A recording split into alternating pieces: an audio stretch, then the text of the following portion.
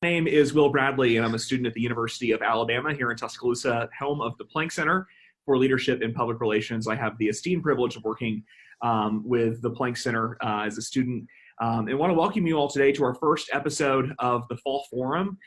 You noticed over the summer we did the summer sessions. We're keeping that going this fall as we kind of work through this virtual time here in what is obviously a time where you can't really host in-person events, and we're doing things virtually. I'm here with our esteemed panel today to talk about basically the implications of everything going on and what communications looks like 3 years down the road. And I'm really excited to introduce you to our moderator today. His name is Rich Jernstedt. He is a past honoree of ours at Milestones and Mentoring Gala, works up in Chicago, and has had a great career along with all of our other panelists. And so I'll go ahead and turn it over to Rich, who will take us through the hour. Great. Thank you, Will. It's been a pleasure working with you, Colleen Dolan, of course, Dr. Carla Gower, and everyone at the Planck Center. Thanks to you and the audience for joining us. We have three total world-class experts to address the topic of public relations in 2023. It takes experts with great experience, insights, futuristic thinking, and probably some good luck to anticipate what our profession will look like 3 years from now. We hope this discussion will both inform and motivate you to start preparing for it now, if you haven't already.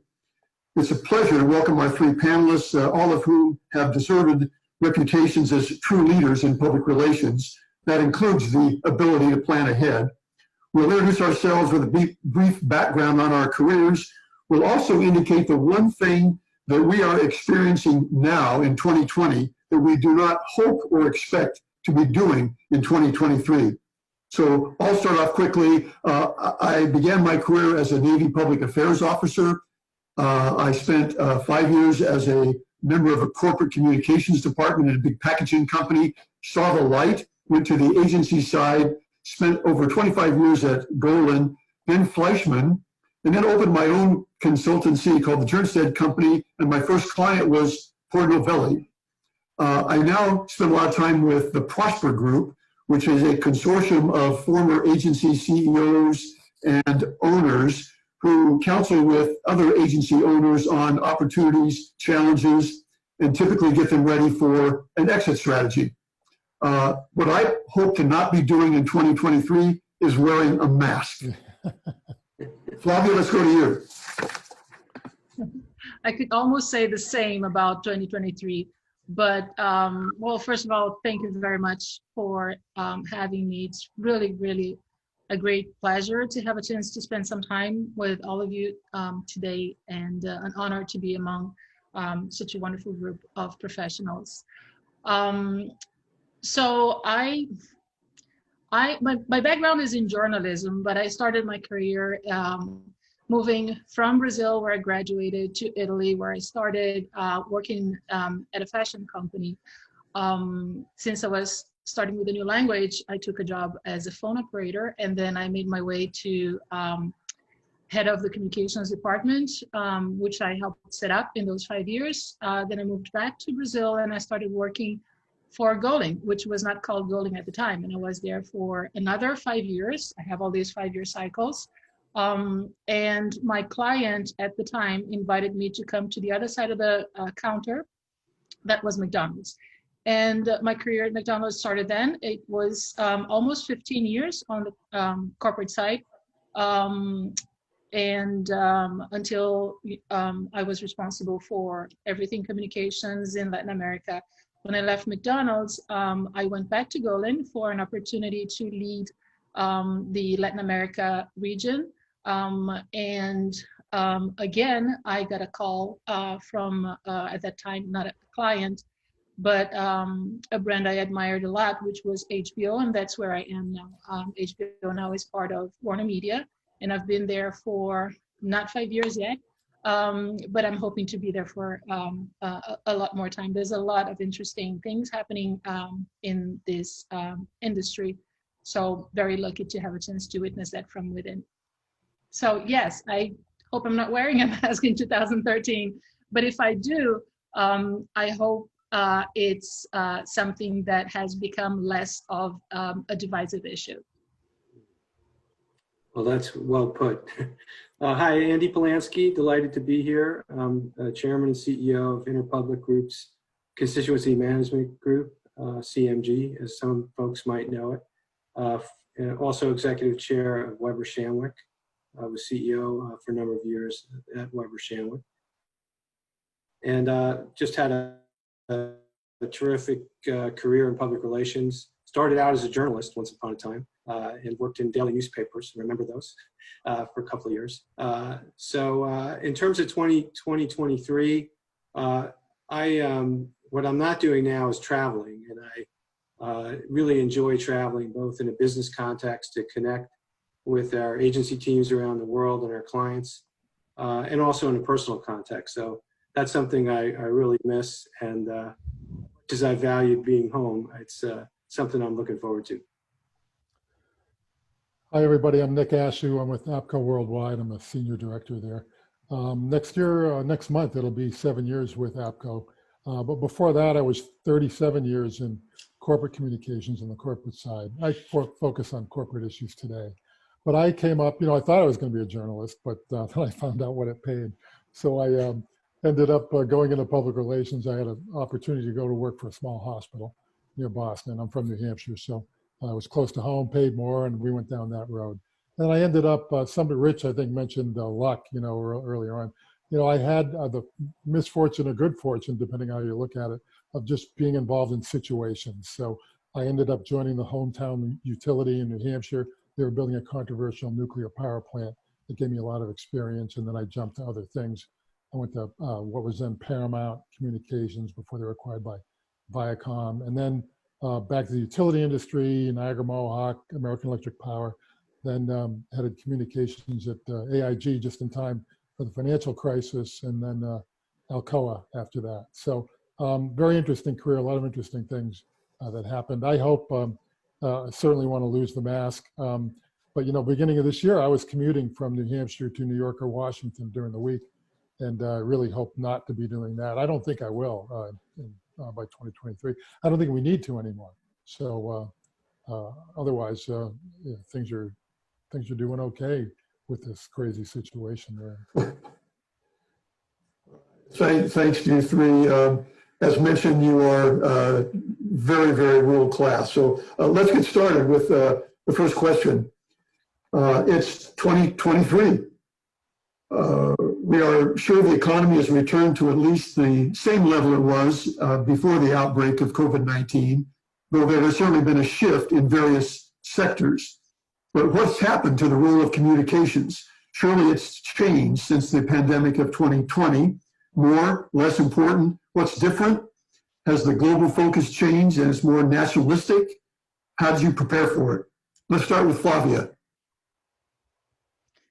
Rich, I think that some of what will have happened by 2023 with communications was an acceleration of something that I think was already happening, and it's blurring the lines between communications, marketing, diversity, CSR, all of those areas that, at least on the corporate side, we're seeing, well, with the exception of marketing, but some of the areas that we're seeing more of a just brand building or protecting the brand.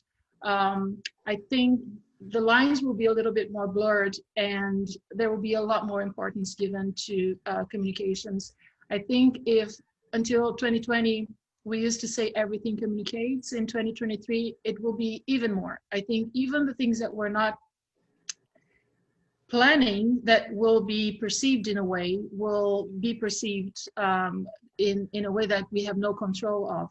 Unfortunately, I think this has led, until the times that we're living now, to a lot of controversy and a lot of debate. I think that we have a path from now to the next years to actually help make those conversations more informed, smarter and better for people. I think that specifically in terms of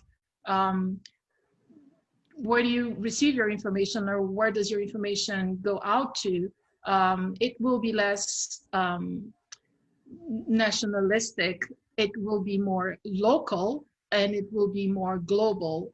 We don't have rigid lines between some of the areas within corporations. We certainly do not have very rigid lines in terms of geographies. I think that will accelerate towards 2023. And that's why I think one of the most important things for companies now is to really take care of your employees. Be kind, treat them with respect, and really value their contributions. I see that happening now more than 6 months ago, which is very interesting because we're all working remotely, most of us. But I think that's the trend that I would like to see continue towards 2023. Yeah, I'll pick up from there. I think that I suspect everyone would agree, we're living in complex times. And when I see myself here in 2023, I see the role of a communicator has only become more important in terms of a counselor inside of boardrooms with chief marketing directors.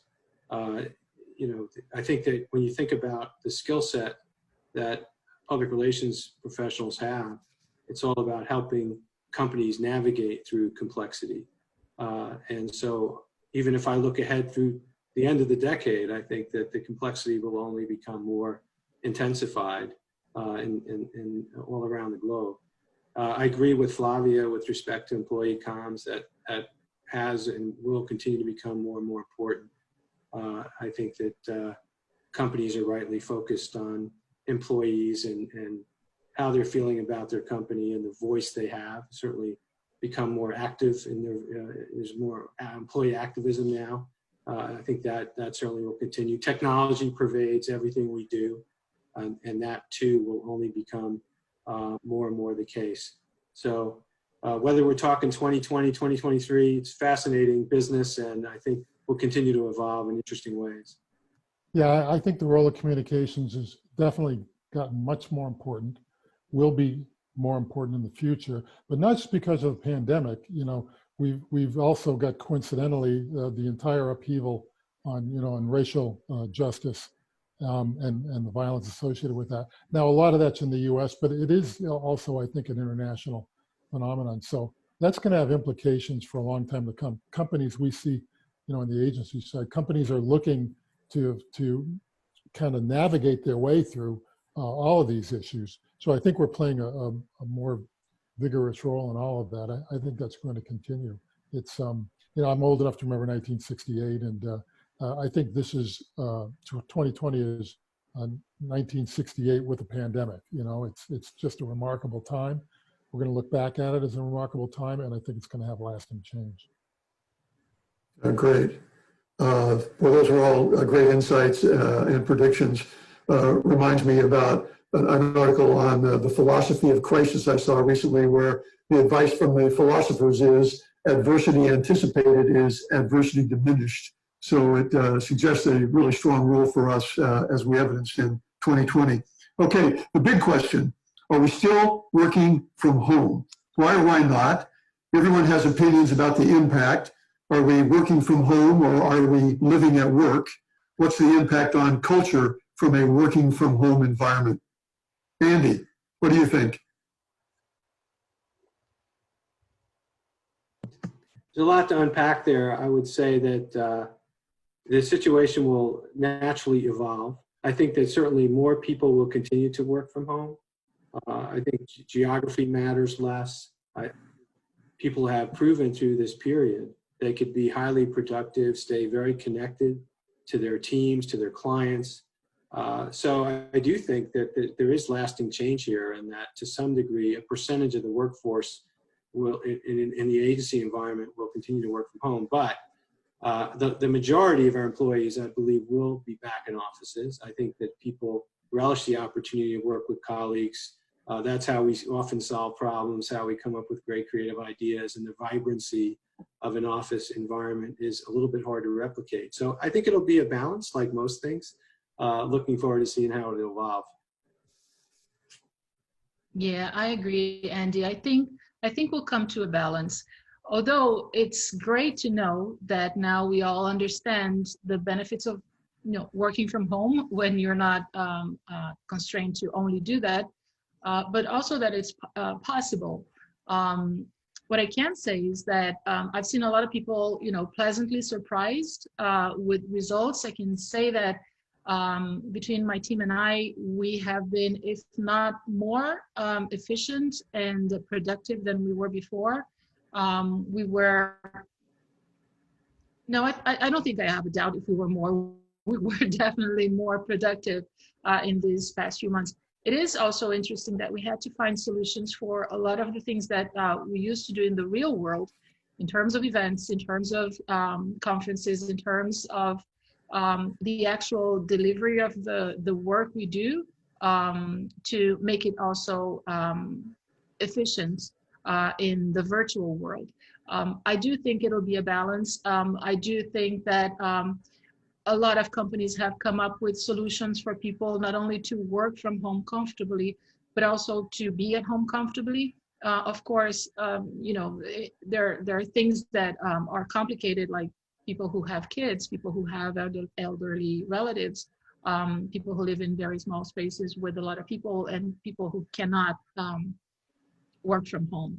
But in general, I think this leaves us with the certainty that it does work, and it's great for balance.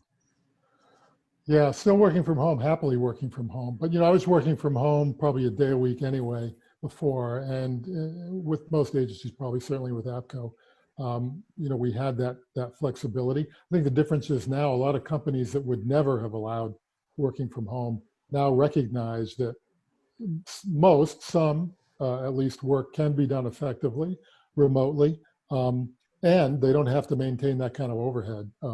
So I don't think it may go back a bit, but I don't think it's going back all the way. I can tell you, where I live, in a rural area, many people are moving here, and they might have had vacation homes here where they're making their vacation home their primary home. We're seeing schools enrollments double in some of these small towns, and you could also extrapolate from there that perhaps politically that the landscape's going to change, because you can assume that a lot of the people moving out of the cities to the country are maybe more liberal than the people in the country, and a lot of them are coming into the country now, and that may have consequences that I can't foresee, but I think will be there. The culture issue is a bit more complicated because so much culture is transmitted interpersonally, a lot through incidental contact, in the office and other places. And I think we underestimate that, just how important that is. So now I think it's still certainly possible to encourage culture and share culture, but I think we have to work at it harder. We have to come up with other ways of doing that. And I think a lot of companies and agencies are doing that. That's all great insight. Next, we're a people business, so as you've heard us describe already, what are the changes in talent since 2020? Has the priority around diversity, equity, and inclusion that was so important in 2020 really changed the workforce in 2023? Plus, the changing role of communications results in the need for new areas of expertise and therefore new kinds of experts. So Nick, what's the talent situation in 2023? Yeah, talent. Well, it's a lot easier to acquire and take advantage of talent because, borders have kind of pretty much gone away. I think, as I said earlier, it's not just a pandemic, it's the whole, upheaval in terms of racial equality.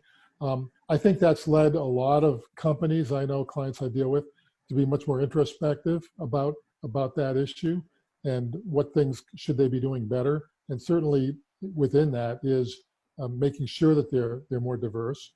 I think companies basically understand that if they're more diverse, they're going to make better decisions.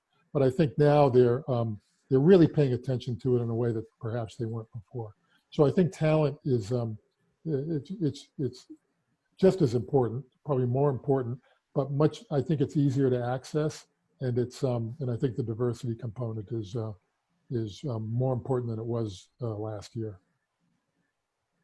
Yeah, I couldn't agree more, Nick, on that. And I always talk to our teams about how we're in the point of view business, and if agencies do not have more representation, more diversity in their ranks, particularly at senior levels, I think they face a competitive threat. I think that consultancies will emerge, and that's to me, whoever gets that right and has the best slate of diverse executives, and with that kind of expertise is gonna win in the marketplace. That's the kind of counsel that clients are gonna look for.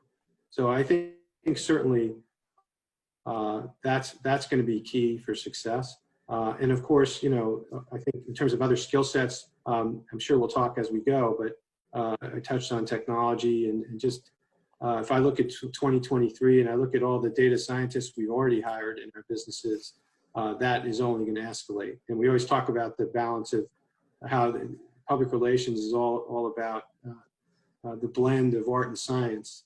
But I think the science is really so critically important as we go forward to make sure we get at those insights to advise companies in the right kind of solutions to solve problems.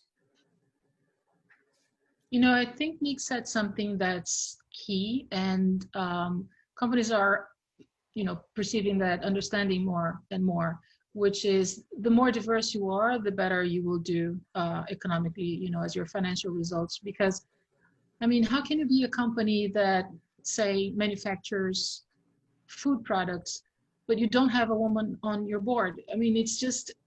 It doesn't make sense to me. These people are deciding things that are going to impact my life and not taking in consideration my opinion. Of course, there are lots of layers between those decisions, and that's why agencies are so important to help the corporate side make right decisions. But at the same time, this has been happening more, but not quickly enough. Diversity, representation, participation of minorities on the senior most levels at companies, both corporate and agencies, I think needs to speed up. There are companies that are walking the talk. They are not just saying that they're going to do this or putting like a long-term vision to achieve that. There are companies that have taken this really close to the heart. The customer is asking for that. They have been asking for that, but it's been more and more. We see that with business results for many companies. So I think, yes, it's happening, but I think this should be quicker. Great. So priorities around people will continue to be critical, but let's move to a subject that Andy alluded to, which is the fast-growing movement that increased, I think, exponentially in 2020 around the pandemic for the use of ComTech and everything related to technology, speed, connection, complex issues, a focus on an audience of one, all require technology. What are some of your quick thoughts on the impact that technology has had? And do you have any examples of some technological tools that have been important to your work? Well, I think what we'll see, over the next couple of years, if we're sitting here in 2023, is exponential gains in terms of machine learning and AI. There's going to be so many more tools that people have a fluency around, and it's going to be core to our business. And this is, of course, I talk through the agency lens, but these are capabilities that need to be embedded in corporate communications departments and agencies. This is going to be core to what we do to develop the kind of content management systems, the data analytic sophistication that we need. So, this is again going to be the core of the business, and it's going to, I think, get to the best solutions for clients once we bring all that kind of capability together in a powerful way. I've been thinking about things that I've been seeing and that agencies have been recommending to us. I do think that agencies play a key role, and I've been on both sides. I know that no one will know your business as much as you do when you're inside, but on the other hand, no one will have such a breadth of vision when you're at the agency. So that's a very symbiotic relationship there that it's fundamental for both sides. I have seen, and I continue to see, smart ways for looking at how you communicate your brand, how you communicate your products. And it's not just, you know, the hardware itself. It's also where do you position your brand? I mean, campaigns within video games, or you talk to your refrigerator to let, you know, create your next shopping list. I think this is what companies need to start thinking about now. There are things that everyone will be doing because, you know, the technology will be there and the agencies will offer us. But I do think we need to try to look beyond this horizon and see what is really coming in terms of innovation. Yeah, technology is going to be so important. It is so important, but then also how it's interpreted and applied, you know, to get to Flavia's point, really critical. But we're seeing that there are tools to do this better and better. We can really identify people who, you know, what their likes, dislikes are, how they're influenced, who influences them, and go to the next step with now predictive analytics, where we can start to figure out who, you know, how someone's going to react, you know, in given situations. So it's very exciting. It's a little bit intimidating and scary, but that's where it's going. It's data is so important, and not just the data, but what you do with the data and how you interpret it and apply it. I love the talking to a refrigerator reference, and I feel like working from home. All I do these days is talk. So we talk back too on that, right? So one of the such a focus on ComTech, and here's a related question that Flavia mentioned early on. I think the blurred lines between advertising and public relations is a function of the importance of technology. I, in fact, maintain that there are no lines any longer between advertising and public relations. What's it like in 2023? What do you think, Flavia? You start. Well, you know, I do believe that that's what's coming. Of course, you know, there's territorialism. Of course, you don't want to lose your, you know, what you've, your experience and in your career when you're in a specific area. But I think more and more we have to understand that it's really a very close work that needs to be done. Well, first you have a lot of agencies going towards the integrated full agency offer. So any area of the company can work with the same agencies. In my case, for example, I work with certain agencies that our marketing team is already working with, or even some of the operations team who want to do specific campaigns. So yes, the lines are blurred. I think that there should be a work by project and not necessarily by discipline. Yeah, I think that's a good way to put it, Flavia. I think, and we're seeing that even in 2020. I think that'll only increase as we go. I think that one of the things that I've seen a lot through different client exposures that I've had during the pandemic is there's often a debate about who owns what within the corporate sphere, and that gets to the blurring of the lines. I think there's less of a debate now. I think that everybody recognizes how important, how fast everything is moving, how critical communications and marketing is to the success of an enterprise, and people are just working much more closely together. So I think the lines aren't going to exist anymore. It's really to build the right kind of collaborative model, whether you're on the agency side or the corporate side. Yeah, I can't add to that. Flavia and Andy have great insights in this area. Just the way I've always seen it, it's when I was on the corporate side especially, it's just how do I get my message delivered the best way, the best way to the audience I want. And it's really pretty agnostic in terms of channel, but yet they all have to be complementary, work together, not work against each other. So it's definitely all kind of all the same game, I think. That's great insight. All that suggests to me that for the young professionals in the audience, they should be highly motivated by the fact that there are so many more options for their career based on everything that we just said.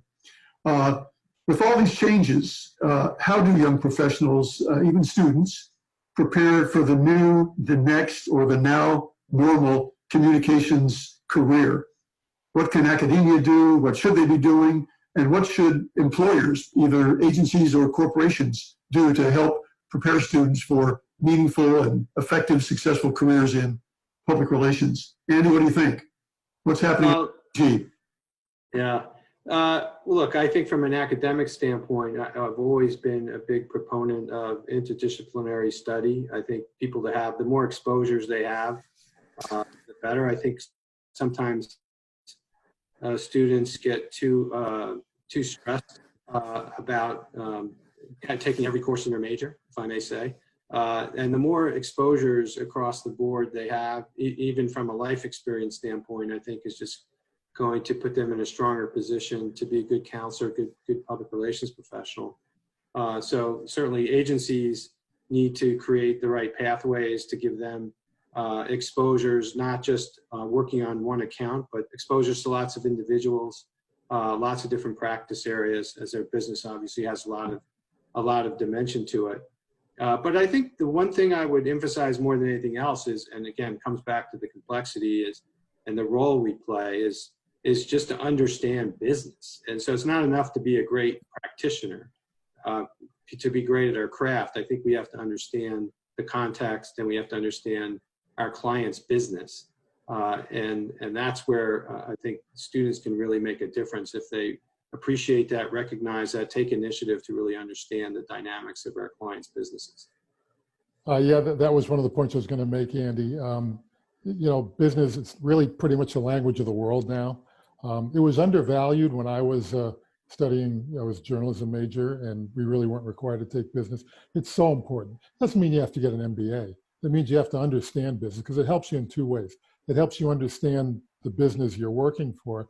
It also helps you build rapport with the business people you're working with, right, and gain confidence. And so it's really important on a couple of different levels. Technology is just so important. Learning about it's getting faster and more complicated every year too. So technology certainly is something. You're talking to a guy whose career started before the fax machine, for goodness sakes.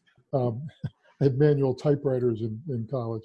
So, but it's really important to make sure you're on top of all the changes. And I don't think we need to say that to the upcoming generation. The other thing I throw out there is, if you're not learning a language, learn a language. I mean, certainly business is done mostly in English around the world, but there are many countries where if you can speak the native language, it's going to give you an advantage.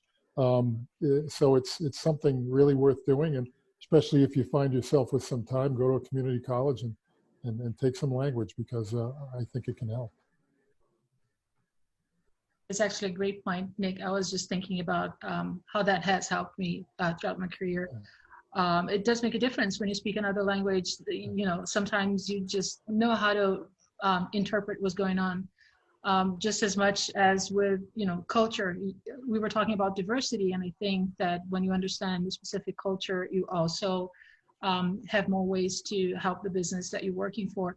But in terms of the academia, Rich, I think I kind of have a little bit different vision of what we're doing nowadays. I think I'm close with a lot of students, a lot of young people. I try to talk to as many students as I can, and I kind of feel like the situation for them should be the opposite. We should put I don't know if you have this expression in English, but in Portuguese we would say you put the cart ahead of the horses. We should switch this. Students and younger people now are coming up with such innovative ideas and a different vision of the world. We should get out of their way and let them help us revisit some of the things that we've been doing. We've been doing a lot the way that we thought was right and was right for many years, but we're in a new world. I think we need that vision. So when I work with new interns, when I work with students that I try to talk to, what I tell them is find your voice and use it, because just like we were talking about the language before, what you bring to the table in a conversation, nobody else will bring. So that's not only an advantage to you, I think it's also a responsibility that we have to represent everything that we lived and we bring as heritage, we bring as part of our background. So find your voice, use it. And I always say, don't look for a job. Look for something that you really like to do. Blow up the box, don't look for a box to fit in. Create your own box or your own idea, and that idea and that purpose that you have with your career, even if you're not very sure about what it is, will be seen and will be absorbed by the right people. I think, that's a good recipe for finding an environment where you'll enjoy working, rather than just, applying to a lot of different job posts, and maybe somebody will pick you.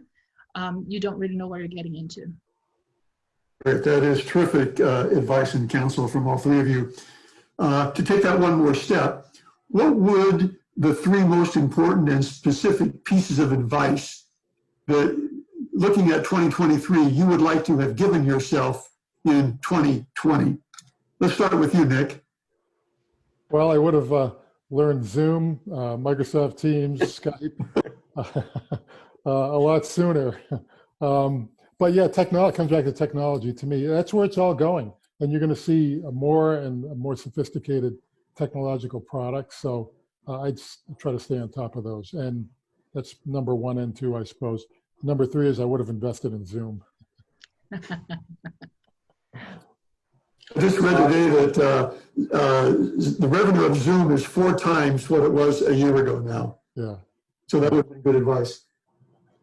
Yeah, I think that this, there's so many different learnings that we all have working through the pandemic and living through it. And I would say to always challenge the status quo, right?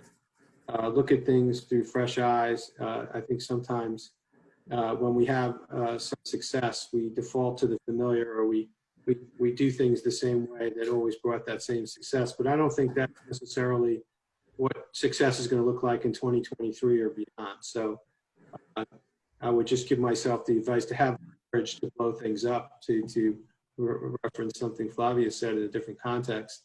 I would say to, given the blurring of the lines and all the other things we've been talking about, just to build a really compelling integrated model with the right kind of expertise to build into the agency.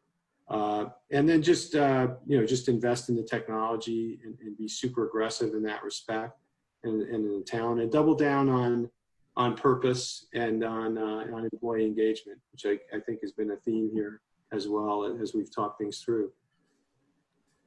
Yeah, I think in my case, I would tell myself, cultivate a lot of relationships in person for the moments when you're not that close. You do build, that mileage there, that trust bank, like Algalin used to say, when you're working together, that you will use on a rainy day. So especially in our profession where relationships are so important, building that trust in person, so that you can, be away for periods of time when you can't really be that close. Great, that's terrific. This is why the three of you have had great careers.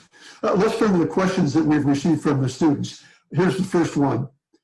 How have mentoring relationships changed in the year 2023? Is it easier or harder to be a mentor, to be a mentee?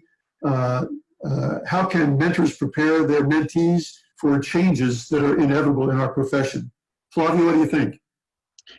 I think it's always a great pleasure, but it's always hard because it's a big responsibility to be a mentor. In my career, my mentors have been unofficial mentors or informal mentors. I never had an actual, formal mentorship relationship with that, which I think would have been great, of course, from the beginning of my career, and helped me, avoid a lot of the mistakes that I've made. But I think that relationship is always as positive as you put into it. So I don't think it's more difficult now that you are away, because I think working remotely has also helped us in a way avoid some of the interferences that we have when we work from an office. So I think we can manage our times better. I think at this time now and probably going forward, I think having better control of our time will help us all take more out of our mentor-mentee relationship. Yeah, I think it's interesting as we mostly around the world work from home.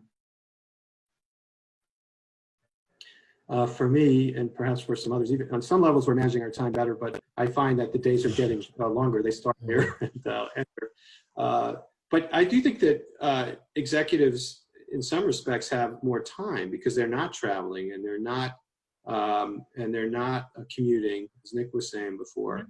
So, I think that what sometimes students don't realize is that even very senior people inside of companies, agencies, companies, or other organizations relish the opportunity to spend time with young folks that have a lot of promise in the profession. So I would just encourage everybody to be super proactive and think big about that, and I think that you might be surprised at the receptivity, right, in terms of engaging with folks, even now at this point going back to 2020 for a second, just to reach out. And I think that, it's about finding the right kind of person who can create the pathways for you. But also, I think the other thing about senior executives is I think they can learn a lot from their mentees, right? And that's where the ideal relationship comes from, where it becomes very dynamic and it can be a lasting relationship. And I've certainly had some terrific mentees, and I still keep in close contact with as they've gone on to great things in their careers.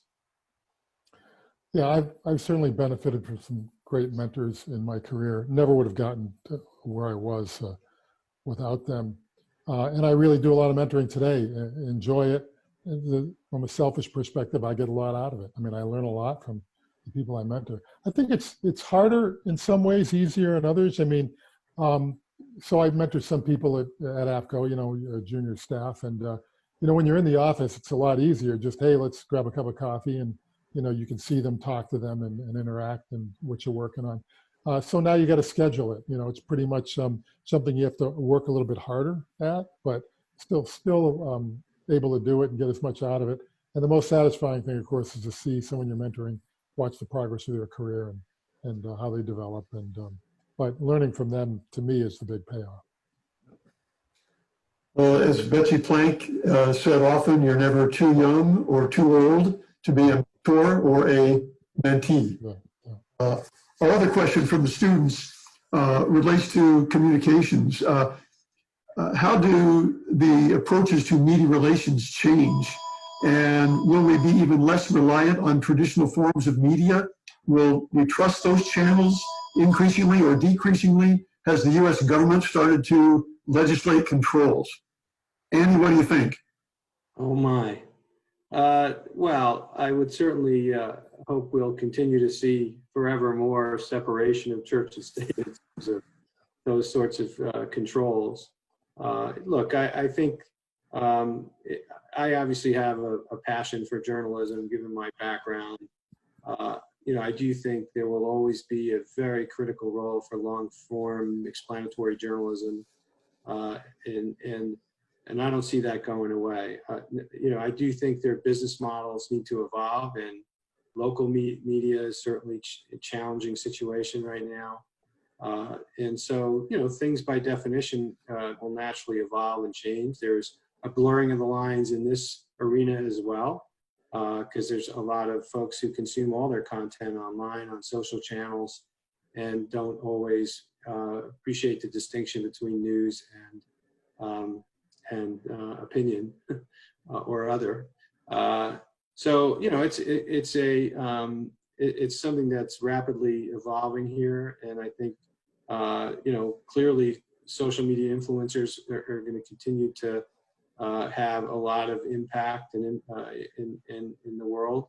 And so, who do people trust, right? And I find that people that trust, there is a bit of a cyclicality to that. It depends on a lot of things happening in the world, whether individuals trust media, government officials, business executives. If you look at that data over time, it does have a tendency of changing, year to year in a pretty pronounced way. So a little bit hard to know exactly how this is all going to evolve. But that's why companies hire agencies to help them figure that stuff out, right? Yeah. Yeah, I think it's going to continue to evolve, but I do think that there is going to continue to be a place for, a trusted sources. Andy said the word.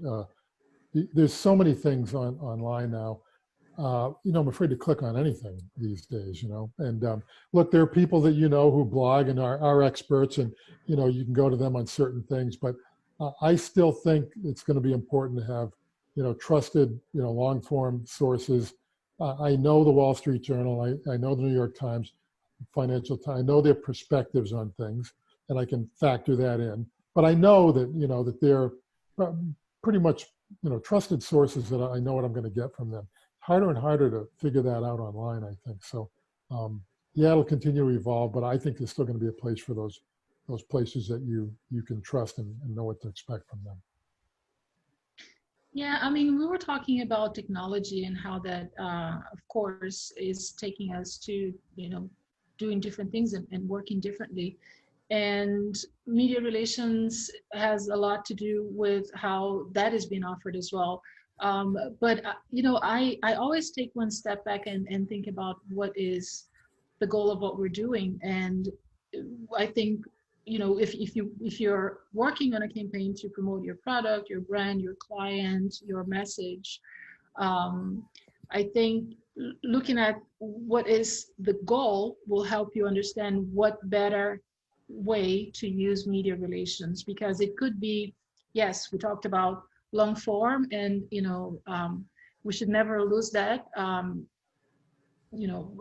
Students should continue to read that. Don't forget that is extremely important. I mean, things like the way Gaetalizi used to work, that is incredible. You read that and you're experiencing things. So for the audiences, that is a very important way to experience your message as well. So I think, when we think about media relations, we need to think about what is the audience that we want to reach, and with that, understand who is the best multiplier. So it could be media relations in the traditional way, but it could be media relations in non-traditional formats like digital influencers. I was watching an extremely rich panel yesterday of influencers from Latin America, and it was just so interesting the way that they are specialized in their messages, their public, their specific target audiences. That we all need to understand how best to use that, how best to use big digital influencers who reach 1 million, 5 million, 10 million people. But how do you balance that with those niche influencers who reach only 5,000 people, but have such a strong bond of relationship and trust with them that they can, recommend anything, and they will engage with that message. So I think the approach to media relations needs to be broader than just looking at what we're looking at today. Take a look at everything that technology is offering us. Great reactions by all of you. Final question to the panelists. You mentioned earlier the one thing that you don't want to be doing in 2023 that you started doing in 2020. What is something that you started doing in 2020 that you definitely want to do in 2023, committed to it for whatever reason? Flavia, what's yours? Well, mine is very selfish because I like to sleep early. I like to go to bed very early. So doing virtual parties and virtual events and virtual red carpets and virtual press junkets to me is wonderful because I just, close my computer and go straight to bed. So that's something that I think I will continue to do. I would say I've had this great opportunity. I find I'm waking up earlier and earlier, and I'm using that time instead of commuting. I'm playing pickleball, and I'm kayaking, I'm biking, I'm hiking. So that's something I certainly want to continue. One thing I wish I could continue, which I won't be able to, is spending all this amazing time with my grown children and their girlfriends and their dogs, who've been making wonderful appearances in all my Zoom meetings. So I'll miss Tito and Walter when they're back home with my kids. Well, I learned, Zoom and Teams and GoToMeeting. But the big thing for me is I like Andy, I like to, do things, work out, whatever. It's really nice. But I taught myself how to juggle clubs. So that's, and I hope to keep doing that. You should have brought that into the meeting. I should have. Panel. And now I'm teaching myself how to play Clair de Lune on the piano. And I don't play piano, but the piano's there, the music's there. I figure by 2023, I'll have it down. That's great. Well, mine would be like you using more Zoom, and now I'm more dedicated because I want to see some of the stuff you're doing, Nick. Yeah. Well, thank you, panelists. As expected, you more than lived up to your reputation and the advanced billing. You've been terrific with your experiences, insights, and the expertise that you have. Thanks for your willingness to share them all with us. Flavia Viggio of HBO, Andy Polanski, Interpublic Groups, CMG, Nick Ashew of APCO. Thanks again to Will and Colleen and Dr. Gower of the Planck Center. Please be watching for upcoming webinars in this Planck Center for Fall Forum series, as Will mentioned. If you missed any part of this session, you can find the webinar on the Planck Center website under the Free Resources tab. Sincere thanks for all of you for spending this time with us. Good luck as you prepare for your future as a professional in public relations in 2023 and beyond. Thanks very much. Good day. Thanks, everybody.